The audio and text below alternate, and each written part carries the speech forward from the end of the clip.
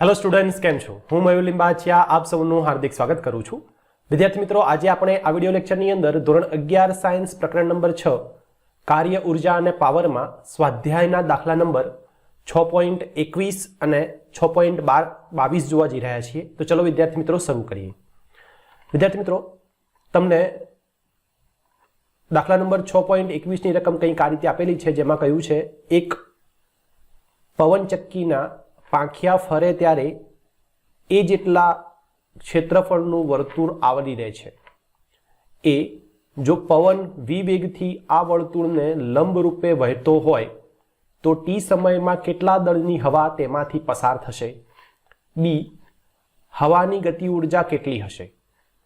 અને સીમા પૂછ્યું છે વિદ્યાર્થી મિત્રો, ધારો કે પવનચક્કીની પવન ઉર્જાની 25% ઉર્જાનું વિદ્યુત ઉર્જામાં રૂપાંતરણ કરે છે અને એ બરાબર 30 મીટર સ્ક્વેર, v બરાબર 36 કિલોમીટર પર અવર તથા હવાની ઘનતા 1.2 કિલોગ્રામ પ્રતિ મીટર ક્યુબ હોય તો કેટલો વિદ્યુત પાવર ઉત્પન્ન થશે? તો વિદ્યાર્થી મિત્રો, તમને અહીંયા ટોટલ 3 A, B અને C આ રીતે 3 વિભાગ આપેલા છે અને 3 માં તમને કેટલીક માહિતી શોધવાની કહી છે। તો વિદ્યાર્થી મિત્રો, સૌથી પહેલા તો આપણે આપેલ માહિતીને એકવાર નોટ ડાઉન કરી લઈએ, જેથી કરીને આપણને આગળ દાખલો ગણવાની અંદર સરળતા રહે। તો વિદ્યાર્થી મિત્રો, તમને જે પવનચક્કીનું ક્ષેત્રફળ કીધું છે એ છે a। તો અહીંયા a બરાબર પવનચક્કીનું ક્ષેત્રફળ છે અને આગળ કહે છે a ની અંદર। તો હવે વિદ્યાર્થી મિત્રો, અહીંયા હું સૌથી પહેલું જે સોલ્યુશન છે એ કરીશ, એનું સોલ્યુશન। તેમાં કહ્યું છે જો પવન v વેગથી આ વર્તુળને લંબ રૂપે વહેતો હોય તો t સમયમાં કેટલા દળની હવા તેમાંથી પસાર થશે?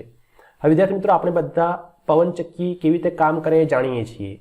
પવનચક્કીના આ રીતે 3 પાંખિયા હોય છે વિદ્યાર્થી મિત્રો, અને આ પવનચક્કી જ્યારે ફરતી હોય છે ત્યારે એની આપણે જો એક વર્તુળ બનાવીએ તો આ રીતે એક વર્તુળ બનતું હોય છે, જે તમને અહીંયા એ જેટલું ક્ષેત્રફળ ધરાવે છે એવું કહ્યું છે। ફાઇન।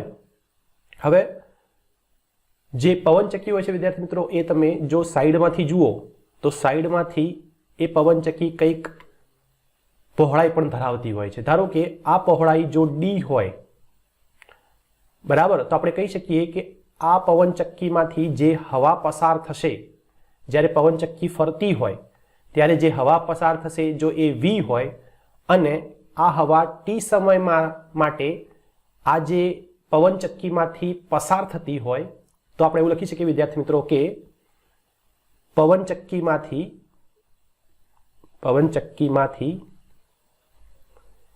t જેટલા સમયમાં લંબ રૂપે જો v વેગથી હવા d જેટલું અંતર કાપે તો શું લખી શકાય વિદ્યાર્થી મિત્રો?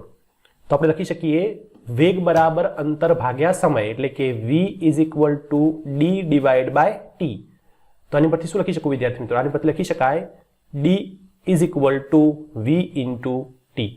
તો આને એક સમીકરણ નંબર 1 આપીશું, બરાબર છે।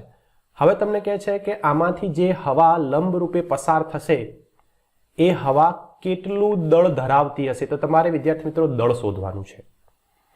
હવે આપણે દળ શોધવું હોય તો સૌપ્રથમ તો આપણે જે ઘનતા છે એ ઘનતા બરાબર દળ ભાગ્યા કદ અનુસાર આપણે કદ શોધવું પડે। હવે હવાનું કદ, કેટલી કદની હવા પવનચક્કીમાંથી પસાર થઈ, જો એ શોધી લઈએ તો ઘનતાનો ઉપયોગ કરી આપણે દળ સરળતાથી પ્રાપ્ત કરી શકીશું। તો આપણે આવું લખી શકીએ કે પવનચક્કીમાંથી લંબ રૂપે પસાર થતી હવાનું કદ કેટલું થાય વિદ્યાર્થી મિત્રો? તો તમે જુઓ આ જે વર્તુળ છે એનું ક્ષેત્રફળ કેટલું છે? a જેટલું, અને કેટલા સમય માટે આમાંથી કેટલું અંતર કાપે છે હવા? d જેટલું. તો શું થશે? હવાનું કદ v ઇઝ ઇક્વલ ટુ લખી શકાય a ઇન્ટુ d. સમજાય છે? આ વર્તુળ છે એમાંથી હવા લંબરૂપે પસાર થાય છે અને કેટલું અંતર કાપે છે? d જેટલું. તો વિદ્યાર્થી મિત્રો a ઇન્ટુ d શું થશે? એનું કદ થશે. તો હવે વિદ્યાર્થી મિત્રો આપણે આટલી કદની હવા પવનચક્કીમાંથી પસાર થાય છે. તો જો મને કદ મળી ગયું તો હું લખી શકું કે હવાની ઘનતા બરાબર રો બરાબર દળ m ભાગ્યા કદ v. શું લખી શકું? દળને સૂત્રનો કરતા બનાવું. દળ m બરાબર રો ઇન્ટુ v. તમે જુઓ v બરાબર શું છે? ad. તો લખી શકાય દળ m બરાબર રો a ઇન્ટુ d. હવે d શું છે? તો d વિદ્યાર્થી મિત્રો આપણે સમીકરણ 1 માં પ્રાપ્ત કરેલું છે, એ છે vt જેટલું. તો એ લખી શકાય સમીકરણ 1 પરથી therefore m is equal to rho into a v into t. તો વિદ્યાર્થી મિત્રો આટલા દળની હવા પવનચક્કીમાંથી પસાર થશે. ઓકે, હવે વિદ્યાર્થી મિત્રો તમને શું કહ્યું છે પાર્ટ બી ની અંદર? પાર્ટ બી માં કયો છે હવાની ગતિ ઉર્જા કેટલી હશે? તો હવે વિદ્યાર્થી મિત્રો આપણે હવાની ગતિ ઉર્જા મેળવીશું. તો હવાની ગતિ ઉર્જા, જો મારે ગતિ ઉર્જા મેળવવી હોય તો ગતિ ઉર્જા ખબર છે આપણને, કેવી રીતે લખીએ છીએ? k is equal to 1/2 mv square. હવે m શું છે વિદ્યાર્થી મિત્રો? તો જે હવા પવનચક્કીમાંથી પસાર થાય છે એ હવાનું દળ. તો લખી શકાય therefore k is equal to 1/2 m ની વેલ્યુ શું છે? Rho a v into t, અને છેલ્લે રહેશે v સ્ક્વેર. બરાબર? તો શું લખી શકાય? therefore પવનચક્કીમાંથી પસાર થતી હવાની ગતિ ઉર્જા 1/2 rho a v cube into t. બરાબર? તો આ તમારી વિદ્યાર્થી મિત્રો હવાની ગતિ ઉર્જા થશે. ઓકે, ત્રીજા કિસ્સામાં તમને એવું કહ્યું છે કે જે પવનચક્કી છે એ પવનચક્કી પવન ઉર્જા, બરાબર, પવન સાથે સંકળાયેલી જે ઉર્જા છે એ ઉર્જાનું 25% રૂપાંતરણ વિદ્યુતમાં કરે છે, વિદ્યુત ઉર્જામાં કરે છે. તેનો મતલબ કે અહીંયા પવનચક્કીની તમને વિદ્યાર્થી મિત્રો કાર્યક્ષમતા આપેલી છે. તો અહીંયા આપણે લખી શકીએ પવનચક્કીની કાર્યક્ષમતાને આપણે લખીએ છીએ ઈટા તરીકે. ઈટા બરાબર આઉટપુટ ભાગ્યા ઇનપુટ. હવે આઉટપુટ શું થશે? તો વિદ્યાર્થી મિત્રો પવનચક્કીમાં આઉટપુટ હોય છે વિદ્યુત ઉર્જા, અને ઇનપુટ શું હોય છે? ઇનપુટ હોય છે પવનની ગતિ ઉર્જા. કેમ કે પવનની ગતિ ઉર્જાનું જ રૂપાંતરણ શામાં થશે? વિદ્યુત ઉર્જામાં થશે. એક ઉર્જાનું રૂપાંતરણ બીજામાં થાય. તો લખી શકાય therefore ઈટા બરાબર, હવે વિદ્યુત ઉર્જા તો આપણે શોધવાની છે વિદ્યાર્થી મિત્રો, તો વિદ્યુત ઉર્જાને તો હું એમ રાખીશ, પરંતુ નીચે પવનની ગતિ ઉર્જા હમણાં જ આપણે આને સમીકરણ 2 આપીએ તો સમીકરણ 2 ની અંદર આપણે પ્રાપ્ત કરી. તો હવે અહીંયા પવનની ગતિ ઉર્જા મૂકી દઉં તો શું લખી શકાય? 1/2 u a v cube into t. તો અહીંયા વિદ્યાર્થી મિત્રો વિદ્યુત ઉર્જાને સૂત્રનો કરતા બનાવે તો શું લખાય? વિદ્યુત ઉર્જા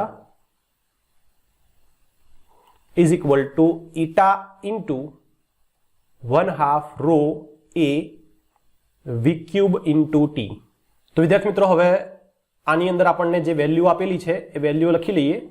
તો અહીંયા વેલ્યુ આપેલી છે ઈટા બરાબર 25%, તમને રો આપેલો છે 1.2 kg પર મીટર ક્યુબ, એ આપેલું છે 30 મીટર સ્ક્વેર, વી આપેલું છે 36 કિલોમીટર પર અવર. હવે વિદ્યાર્થી મિત્રો આ કિલોમીટર પર અવરનું આપણે એસઆઈ એકમમાં મીટર પર સેકન્ડમાં રૂપાંતરણ કરવું પડશે. તો શું આવે? 36 ગુણ્યા 1000 ભાગ્યા 3600 તો 2 મીંડા જશે 36 જશે તો આવશે 10 તો 10 મીટર પર સેકન્ડ। તો હવે હું અહીંયા વેલ્યુ મૂકી દઉં તો આવી લખી શકાય વિદ્યાર્થી મિત્રો કે વિદ્યુત ઉર્જા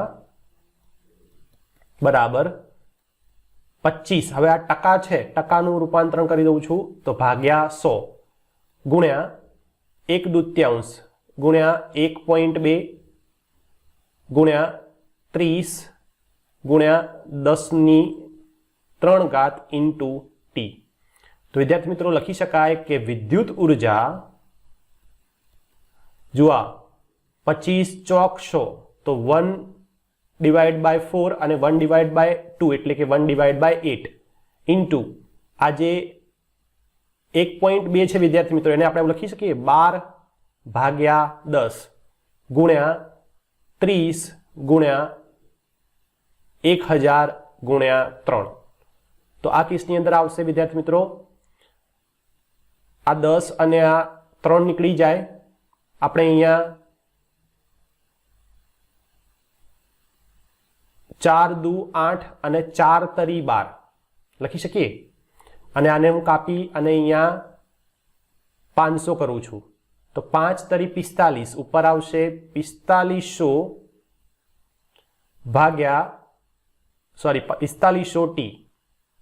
તો વિદ્યાર્થી મિત્રો વિદ્યુત ઉર્જા થશે 4500 ટી। હવે આપણે વિદ્યુત પાવર શોધવાનો છે। જો તમે રકમમાં તમને કહ્યું છે વિદ્યાર્થી મિત્રો વિદ્યુત પાવર કેટલો ઉત્પન્ન થશે તો વિદ્યુત પાવર આપણને વિદ્યુત ઉર્જામાંથી જ મળે।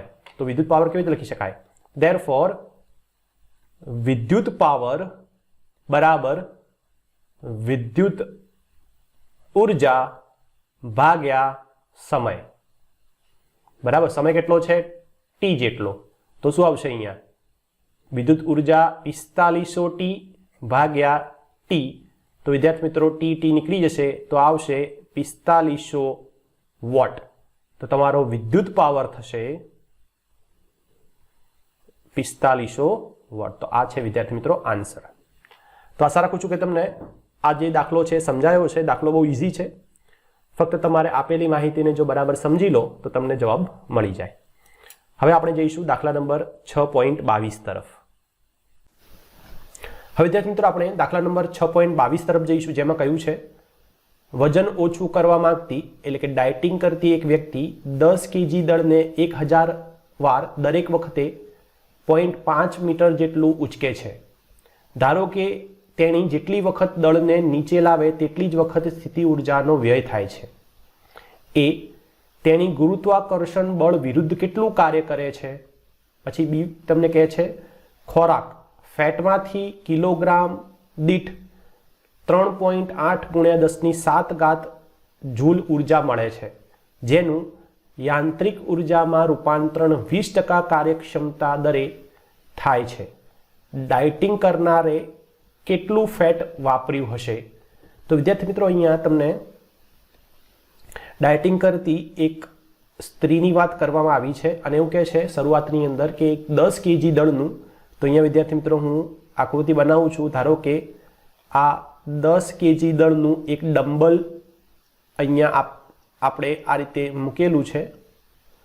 જો આ 10 kg દળનું ડમ્બલ હોય અને આ જે સ્ત્રી ડાયટિંગ કરી રહી છે વિદ્યાર્થી મિત્રો એ સ્ત્રી જો આને 0.5 મીટર જેટલું ઉપર ઉચકતી હોય તો એચ કેટલું આપેલું છે એચ વિદ્યાર્થી મિત્રો 0.5 મીટર થશે। જો આ ડમ્બલને એ 0.5 મીટર જેટલું ઉચકે તો આ વખતે તેણીએ કરેલું કાર્ય આપણે કેવી રીતે લખી શકીએ। તો જુઓ વજન જ્યારે નીચે પડ્યું હોય ત્યારે એની ઉપર ગુરુત્વાકર્ષણ બળ mg લાગે અને આ ગુરુત્વાકર્ષણ બળની વિરુદ્ધમાં લેડી શું કરે છે એને ઉપર તરફ 0.5 જેટલું સ્થાનાંતર કરાવે છે। તો વિદ્યાર્થી મિત્રો 0.5 જેટલા અંતરે જ્યારે એને ઉચકશે ત્યારે એની પાસે જે કાર્ય થશે એ વિદ્યાર્થી મિત્રો કાર્ય થશે mgh જેટલું એટલે કે થતું કાર્ય W બરાબર આપણે લખી શકીએ mgh। હવે કેટલી વખત આને ઉપાડે છે વિદ્યાર્થી મિત્રો 1000 વખત। તો આપણે આવું લખી શકીએ કે સ્ત્રી જો 10 kg દળનું વજન 1000 વખત 0.5 મીટર ઊંચાઈએ લઈ જઈ પાછું મૂકતી હોય તો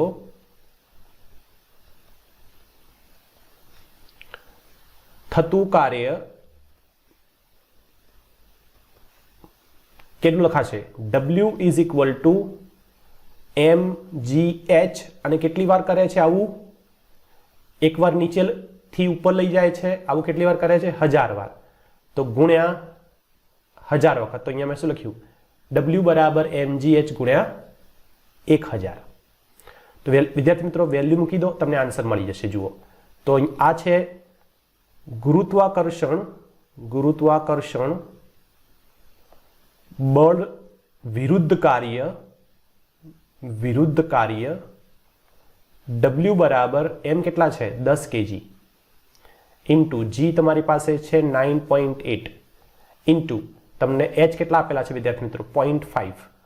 તો 0.5 અને 1000 વખત એને ઉપર નીચે કરે છે તો જે કાર્ય થશે વિદ્યાર્થી મિત્રો એ મળશે તમને 49,000 જૂલ. તો આ થયું તમારું ગુરુત્વાકર્ષણ બળ વિરુદ્ધ સ્ત્રીએ કરેલું કાર્ય. અને સમીકરણ નંબર 1 આપીએ છીએ. હવે તમને બીમાં શું કહે છે કે ખોરાક, અહીંયા હું અંડરલાઈન કરું છું, જે મહત્વની લાઈન છે. ખોરાક ફેટમાંથી કિલોગ્રામ દીઠ 3.8 ગુણ્યા 10⁷ જૂલ ઉર્જા મળે છે. તો અહીંયા આવું લખી શકાય વિદ્યાર્થી મિત્રો કે જો હવે હું પાર્ટ બી નું સોલ્યુશન કરું છું વિદ્યાર્થી મિત્રો, જેમાં લખ્યું છે કે જો 1 kg દળનું 1 kg દળના ખોરાકમાંથી મળતી ઉર્જા 3.8 ગુણ્યા 10⁷ જૂલ છે. તો આપણે હવે ત્રિરાશિ મૂકીએ તો શું લખી શકાય? 1 kg માં મળતી ઉર્જા જો 3.8 ઇન્ટુ 10⁷ જૂલ હોય તો વિદ્યાર્થી મિત્રો m kg દળમાંથી મળતી ઉર્જા આપણે જો u લઈએ, u જૂલ જેટલી, તો આપણે અહીંયા શું લખી શકીએ? ધેરફોર u જૂલ જેટલી ઉર્જા u બરાબર ત્રિરાશિ કરો તો m ગુણ્યા 3.8 ઇન્ટુ 10⁷ ડિવાઈડ બાય 1. તો આટલી વિદ્યાર્થી મિત્રો ઉર્જા તમને મળે. બરાબર છે? તો u તમને હવે સમીકરણ દ્વારા પ્રાપ્ત થઈ ગયું. બરાબર? તો ત્રિરાશિ દ્વારા પ્રાપ્ત થઈ ગયું. તો હવે જુઓ તમને આગળ શું કહે છે કે 20% જેટલી કાર્યક્ષમતા. તો તમે અહીંયા જુઓ વિદ્યાર્થી મિત્રો આગળ શું કહે છે? જેનું યાંત્રિક ઉર્જામાં રૂપાંતરણ 20% કાર્યક્ષમતા દરે થાય છે. એનો મતલબ કે એને જે ઉર્જા આ યુ મેળવી વિદ્યાર્થી મિત્રો, આ વીનું 20% જેટલું રૂપાંતરણ યાંત્રિક ઉર્જામાં થશે. બરાબર? તો તમે રકમમાં જોશો તો તમને કહ્યું છે કે યાંત્રિક ઉર્જામાં 20% જેટલું રૂપાંતરણ થાય. તો કેવી રીતે લખી શકાય આને?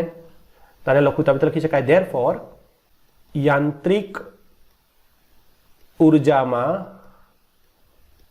થતું રૂપાંતરણ યુ ડેશ બરાબર આ જે ઉર્જા યુ છે એ યુના કેટલા? 20% ઓફ યુ. બરાબર? તો વિદ્યાર્થી મિત્રો અહીંયા શું લખી શકાય? ધેરફોર યુ ડેશ બરાબર ટકા કાઢી નાખું તો 20/100 કરવા પડે અને યુ કેટલું છે? તો યુ આપણી પાસે છે m ગુણ્યા 3.8 ગુણ્યા 10⁷ જૂલ. તો તમે જુઓ એક મીંડું કાપી નાખું છું, અહીંયાથી એક મીંડું પાછળ જવા જઈએ તો આપણી પાસે થશે 2/10 ગુણ્યા m ગુણ્યા 38 પાછળ લઈ જઈએ તો અહીંયા શું કરવું પડે? 6 કરવું પડે. આ મીંડું કાપી નાખવું તો અહીંયા 5 કરવું પડે. તો 38 દુ 76, 76 ગુણ્યા 10⁵ એમ જૂલ તમારી યાંત્રિક ઉર્જા આવે. હવે વિદ્યાર્થી મિત્રો, સ્ત્રી જે કાર્ય કરે છે, સ્ત્રી ડમ્બેલ ઉપાડવાનું અને પાછું મૂકવાનું જે કાર્ય કરે છે, એ કાર્ય કરવાથી શું થાય છે? એ કાર્ય કરવાથી એની જે શરીરની ચરબી છે એ ચરબીનું રૂપાંતરણ ઉર્જામાં થાય છે અને એ ઉર્જા એ યાંત્રિક ઉર્જા છે. એનો મતલબ કે W એને જે ગુરુત્વાકર્ષણ બળની વિરુદ્ધ કાર્ય કર્યું, એ કાર્યનું રૂપાંતરણ શામાં થાય છે? ટૂંકમાં યાંત્રિક ઉર્જામાં. બરાબર? તો આપણે એવું લખી શકીએ વિદ્યાર્થી મિત્રો કે કાર્ય W બરાબર U ડેશ થશે. આ કેવી રીતે થયું? તો કાર્ય કરે છે, આ કાર્ય કરવાના કારણે એની ચરબી બળે છે, ચરબી બળશે અને ચરબીનું રૂપાંતરણ શામાં થશે? યાંત્રિક ઉર્જામાં. તો એટલા માટે કાર્ય બરાબર યાંત્રિક ઉર્જા મેં અહીંયા લખ્યું છે. તો જુઓ, તો વિદ્યાર્થી મિત્રો, આપણી પાસે W ની કિંમત છે, કાર્યની કિંમત એ મૂકી દઈએ 49,000 જૂલ, અને U ડેશની પણ કિંમત છે 76 ગુણ્યા 10⁵ એમ જૂલ. તો વિદ્યાર્થી મિત્રો, હું એમને સૂત્રનો કરતા બનાવું છું તો આવશે 49,000 ભાગ્યા 76 ગુણ્યા 10⁵. હવે વિદ્યાર્થી મિત્રો, એમ બરાબર લખી શકીએ 49 ભાગ્યા 76 કરો એટલે 0.64 ગુણ્યા 10⁻³ થશે. અને આપણે આવું લખી શકીએ એમ બરાબર 6.4 ગુણ્યા 10⁻³ kg. જો 10⁻³ kg કાઢી નાખું તો એમ બરાબર આવે 6.4 કિલોગ્રામ. તો અહીંયા વિદ્યાર્થી મિત્રો, આ જે સ્ત્રી છે એ સ્ત્રીએ, તો વિદ્યાર્થી મિત્રો આ શું દર્શાવે છે? આ દર્શાવે છે કે ડાયટિંગ કરતી સ્ત્રીએ 6.4 ગ્રામ ફેટ એટલે કે ચરબી બાળી હશે. ઓકે, તો આશા રાખું છું કે તમને આ વિડીયો સમજાયો હશે. જો વિડીયો સમજાતા હોય, મારી ટીચિંગ મેથડ પસંદ આવતી હોય તો પ્લીઝ ચેનલને સબસ્ક્રાઇબ કરો, નોટિફિકેશન બેલ આઇકોન પણ દબાવો અને તમારા ફ્રેન્ડ સાથે એને શેર પણ કરો. હવે આપણે મળીશું નેક્સ્ટ વિડીયો લેક્ચરમાં. ત્યાં સુધી બધા વિદ્યાર્થી મિત્રોને થેન્ક્સ ફોર વોચિંગ. બાય.